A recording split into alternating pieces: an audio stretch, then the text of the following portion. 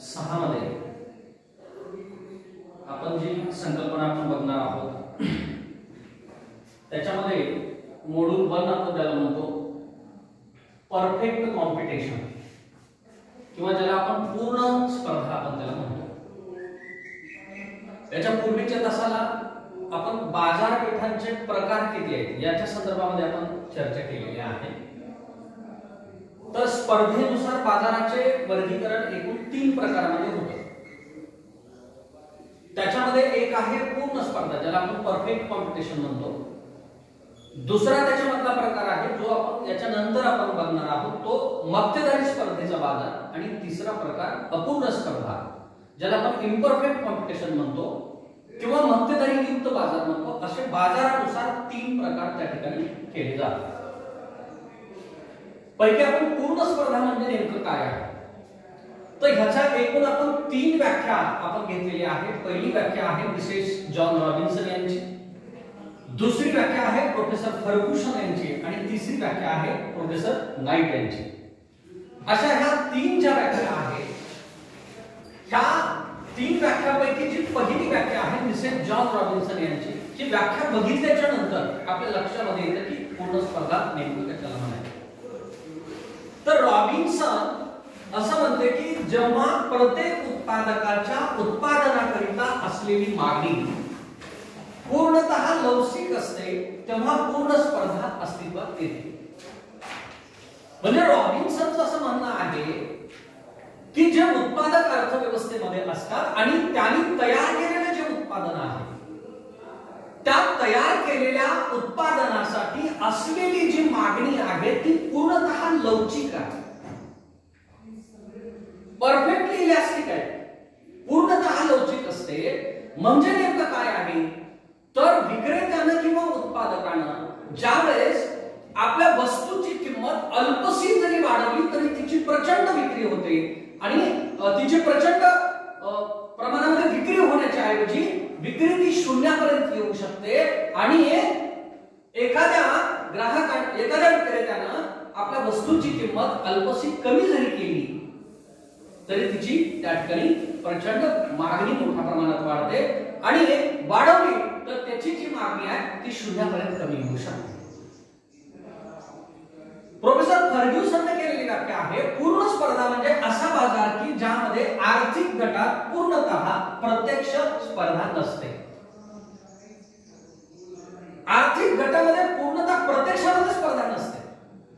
आणि तिसरी व्याख्या जी आहे प्रोफेसर नाईट यांची व्याख्या आहे। प्रोफेसर नाईट म्हणतात ज्या बाजारपेठेमध्ये ग्राहक विक्रेते यांना बाजारपेठेचं पूर्ण ज्ञान असतं तसेच उत्पादन घटकाची पूर्ण गतिशीलता असते आणि विभाजन असतं अशा बाजारपेठेला पूर्ण स्पर्धा बाजारपेठ असं म्हणतात। नाईटने आपली व्याख्या थोडीशी सविस्तर केलेली आहे।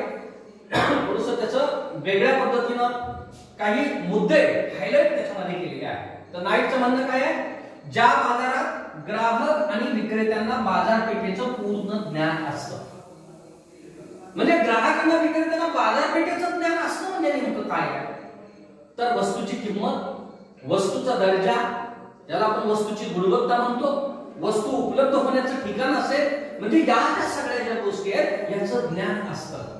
कोणाला?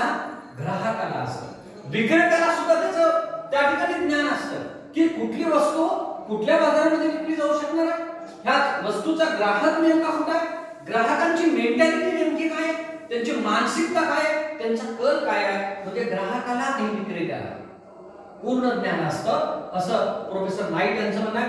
तसंच तो पुढे म्हणतो बघा उत्पादन घटकांची पूर्ण गतिशीलता आणि विभाजन असतं। उत्पादन घटकांची गतिशीलता असतं म्हणजे नेमकं काय आहे की उत्पादनाचे जे काही घटक आहेत ते घटक एका उत्पादनाच्या क्षेत्रातून ते सहजासहजी दुसऱ्या ठिकाणी आपल्याला मर्ज करता येऊ शकतात किंवा ते त्या ठिकाणी जाऊन आपलं योगदान त्या ठिकाणी देऊ शकतात, त्याचं विभाजन करता येतं म्हणजे त्यातले काही घटक वेगळे करता येतात, ते वेगळ्या ठिकाणी त्या ठिकाणी वापरता येऊ शकतात।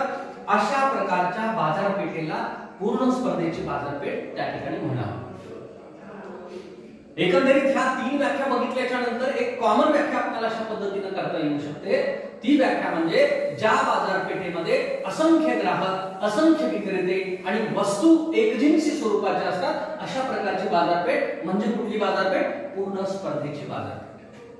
परफेक्ट कॉम्पिटिशन, जगाच्या पाठीवरचा हा बाजारपेठेचा एक आदर्श बाजार आहे. म्हणजे ही जगातली आदर्श बाजारपेठ आहे. पण त्याचं वैशिष्ट्य आणखी एक असं आहे की ही बाजारपेठ पूर्णपणे जगामध्ये कुठल्याच ठिकाणी आपल्याला आज रोजी आढळून येत नाही. ही एक आदर्श बाजारपेठ आहे. आता ही पूर्ण स्पर्धा म्हणजे नेमकं काय आहे? परफेक्ट कॉम्पिटिशन म्हणजे नेमकं काय आहे? त्याचे काही लक्षण आहे, त्याचे काही वैशिष्ट्य आहे. म्हणजे ह्या तीन व्याख्या बघितल्याच्या नंतर आपल्याला काही त्याची वैशिष्ट्य लक्षामध्ये येतात. साधारणतः एकूण 14 वैशिष्ट्याचं विश्लेषण आपण या ठिकाणी करतोय. त्याच्यामध्ये पहिलं वैशिष्ट्य आहे असंख्य ग्राहक, दुसरा आहे असंख्य विक्रेते, तिसरा आहे एकजिन्सी वस्तू, चौथा आहे बाजारपेठेचं पूर्ण ज्ञान, पाचवा आहे समभाव, सहावं वैशिष्ट्य आहे प्रवेश आणि गमनाचं पूर्ण स्वातंत्र्य, सातवा आहे उत्पादन साधनांची पूर्ण गतिशीलता, आठवा आहे कृत्रिम निर्बंधाचा अभाव, नऊ आहे वाहतूक खर्चाचा अभाव, 10 आहे एकच किंमत, 11 आहे पूर्ण लवचिक मागणी, 12 आहे जाहिरात खर्चाचा अभाव, 13 आपण घेतलेला आहे सर्वसाधारण नफा आणि 14 आहे साधन सामुग्रीची पूर्ण विभाज्यता. या व्यतिरिक्त सुद्धा काही वैशिष्ट्ये आपल्याला सांगता येऊ शकतात, परंतु ही महत्त्वाची वैशिष्ट्ये आपण आहे. तर पहिलं वैशिष्ट्य आपण त्याचं बघतो असंख्य ग्राहक. पूर्ण स्पर्धा बाजारपेठेमध्ये ग्राहकांची संख्या मोजता येऊ शकत नाही, ती काउंट करता येऊ शकत नाही. इतकी मोठी संख्या त्या बाजारामध्ये ग्राहकांची असते आणि याचा परिणाम असा होतो की एखाद्या ग्राहकाने ठरवलं की मी एखाद्या विक्रेत्याची किंवा एखाद्या उत्पादकाची वस्तू खरेदी करणार नाही, तर त्याचा बाजारपेठेवर किंवा त्या विक्रेत्याच्या उत्पादकाच्या वस्तूवर काहीही परिणाम होत नाही. कारण एकटा निघून गेला तरी बाजारपेठेमध्ये ग्राहकांची संख्या कशी आहे? असंख्य आहे, प्रचंड मोठी संख्या त्या ठिकाणी. आणि म्हणून या बाजारामध्ये ग्राहक जो आहे हा ग्राहक काय आहे? हा ग्राहक काय आहे? परिणाम करू शकत नाही. एकटा ग्राहक बाजारपेठेवर परिणाम करू त्या ठिकाणी शकत नाही. दुसरा आहे असंख्य विक्रेते. म्हणजे पूर्ण स्पर्धेमध्ये म्हणजे असंख्य ग्राहक आपण बघतो की साबण खरेदी करणारे असंख्य ग्राहक आहेत. एखाद्या ग्राहकाने ठरवलं की आपण साबण खरेदी करायचा नाही एखाद्या कंपनीचा, तर काही परिणाम होणार आहे का? नाही. कोणी ना कोणी खरेदी करत असतं. दुसरं काय? विक्रेते सुद्धा असंख्य. म्हणजे साबणाचं उदाहरण जर घेतलं तर साबणाचे विक्रेते किंवा उत्पादक सुद्धा खूप सारे. आपल्याला काही त्याची नावं सुद्धा सांगता येतील, डझनभर नावं आपण एका दमामध्ये आपण सांगू शकू. म्हणजे विक्रेत्याची संख्या सुद्धा त्या ठिकाणी काय आहे? जास्त आहे. आणि म्हणून एखाद्या विक्रेत्यानं आणि एखाद्या उत्पादकानं ठरवलं की आता आपण विकायचंच नाही, आपण उत्पादन करायचंच नाही, काही फरक पडत नाही. कारण विक्रेत्याची संख्या सुद्धा त्या ठिकाणी मोठी आहे आणि अशा पद्धतीनं असंख्य ग्राहक पूर्ण स्पर्धेमध्ये असतात. विक्रेते सुद्धा त्या ठिकाणी संख्येनं त्या ठिकाणी मोठे असतात. तिसरा आहे एकजिन्सी वस्तू. आता एकजिन्सीपणा म्हणजे नेमकं काय आहे? तर त्या वस्तूची किंमत असेल, म्हणजे विशिष्ट आकाराच्या वस्तूची किंमत असेल, बरोबर आहे, त्याची किंमत असेल, त्याचं वेस्टर्न असेल, बरोबर आहे. म्हणजे या ज्या गोष्टी आहेत या गोष्टीमध्ये एकजिन्सीपणा असतो पूर्ण स्पर्धा बाजारपेठेमध्ये. अशा पद्धतीनं हे महत्त्वाचं वैशिष्ट्य किंवा लक्षण त्या ठिकाणी सांगितलं जातं. चौथा आहे बाजारपेठेचं पूर्ण ज्ञान. जे ह्या व्याख्येमध्ये आपण बघितले की ग्राहकांना बाजारपेठेचं ज्ञान आहे असं समजलं जातं. म्हणजे कोणी ग्राहक फसवणूक करून घेत नाहीये, कारण ग्राहकाला माहित आहे की एखादा विक्रेता जर ती वस्तू जास्त किमतीला विकत असेल तर त्याला माहित आहे की या वस्तूची किंमत इतकी नाहीये, याच्यापेक्षा कमी आहे, मग तो खरेदी करणार नाही, तो दुसरीकडे जाऊन खरेदी करेल, कारण त्याला बाजारपेठेचं त्या ठिकाणी ज्ञान आहे. तसंच काय आहे? विक्रेत्याला सुद्धा बाजारपेठेचं ज्ञान आहे.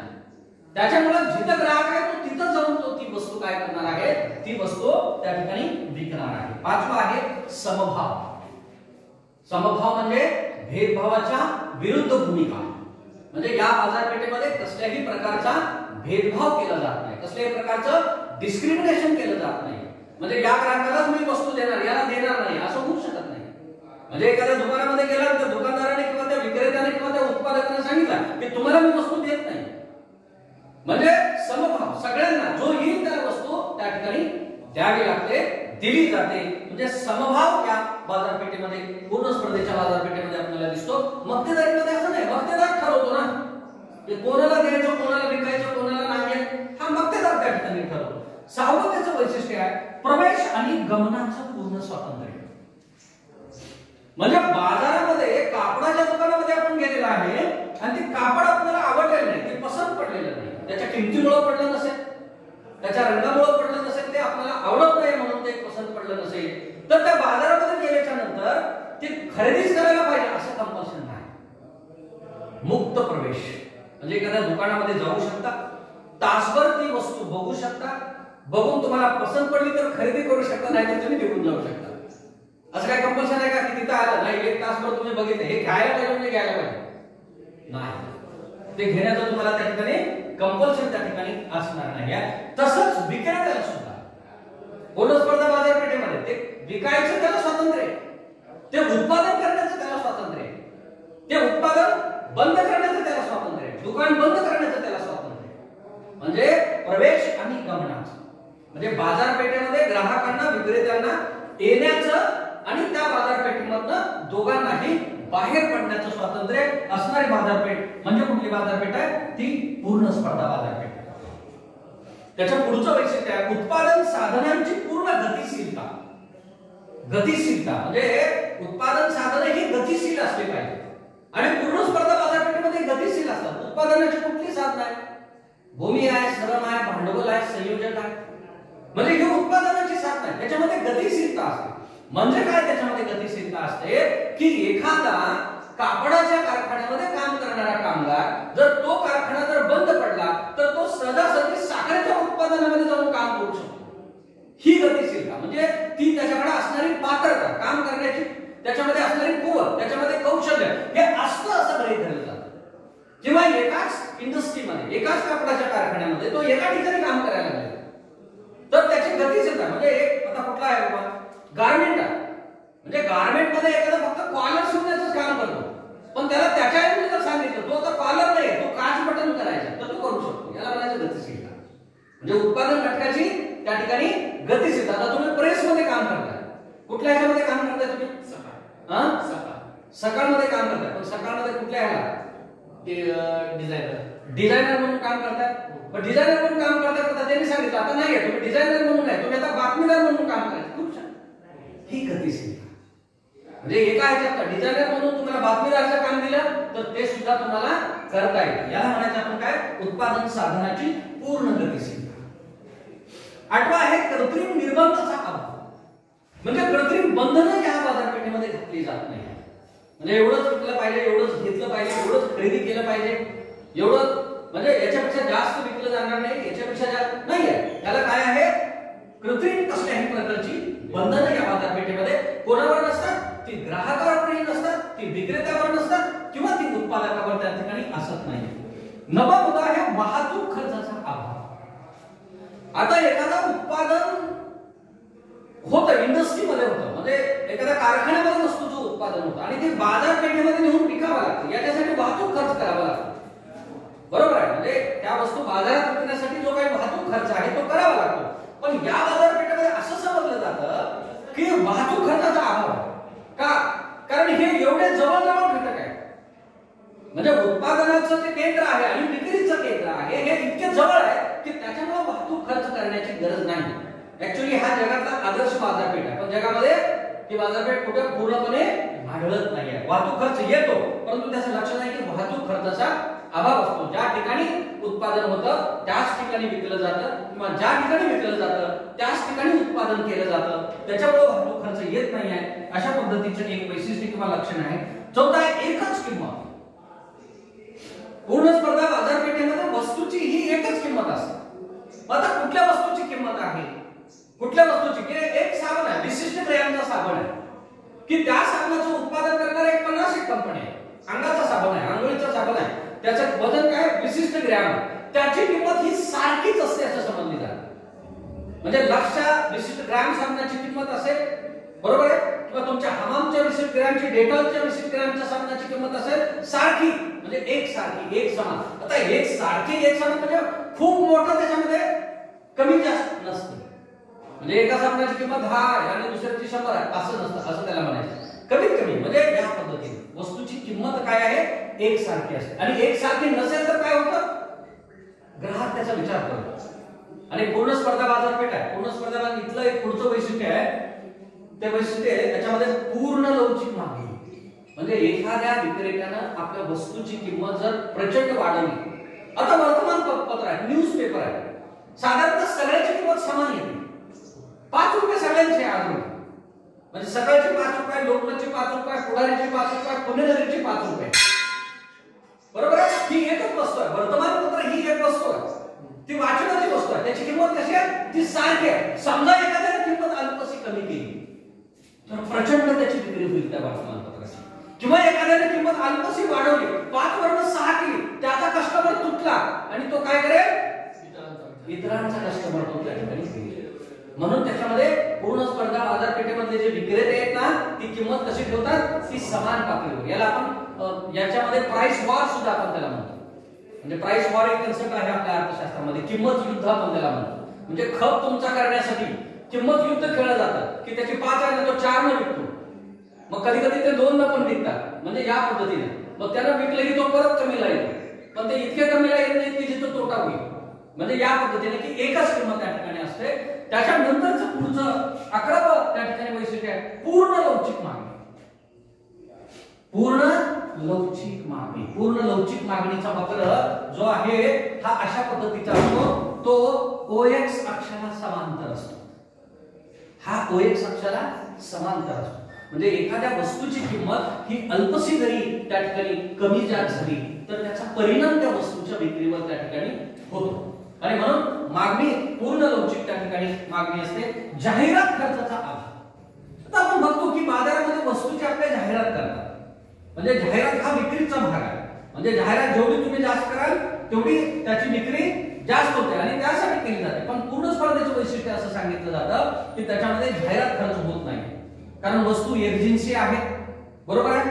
त्याच्यामुळं आणि ग्राहकाला बाजारपेठेचं पूर्ण ज्ञान आहे, विक्रेत्याला पूर्ण ज्ञान आहे, त्याच्यामुळे जाहिरात केली जात नाही आहे असं त्या ठिकाणी सांगितलं जातं. त्याच्यानंतर 13 आहे सर्वसाधारण नफा. म्हणजे नफ्याच्या आपण काही थेरीज जर आपण जर बघितल्या, नॉर्मल प्रॉफिट आहे, ॲबनॉर्मल प्रॉफिट आहे, किंवा त्याच्यामध्ये लॉस सुद्धा त्याला होतो. परंतु या स्पर्धेमध्ये ॲबनॉर्मल प्रॉफिट मिळत नाही. ॲबनॉर्मल प्रॉफिटला अतिरिक्त नफा आपण म्हणतो. ॲबनॉर्मल प्रॉफिट म्हणजे अतिरिक्त नफा. समजा 5 रुपयाचं वर्तमानपत्र आहे, तो 10 रुपये किंमत आकारून अतिरिक्त नफा मिळवू शकत नाही. त्याला 10 रुपये किंमत लावली की त्याची विक्री शून्य होणार आहे. 5 वाले वर्तमानपत्र त्या ठिकाणी लोक खरेदी करणार आहे. म्हणजे ॲबनॉर्मल नफा त्याला घेता येत नाही. समजा त्याचा कॉस्ट ऑफ प्रोडक्शन 4 रुपये असेल तर तो 1 रुपये, इट इज नॉर्मल प्रॉफिट. म्हणजे 1 रुपये एवढी जर तो त्या ठिकाणी घेत असेल, पण तो 10 रुपये एकत्र त्या ठिकाणी घेऊ शकत नाही. आणि 14 आहे साधन सामग्रीची पूर्ण विभाज्यता. म्हणजे साधन सामग्री ही विभाजित करता येऊ शकते, वेगवेगळ्या क्षेत्रामध्ये ती विभाजित करून उत्पादन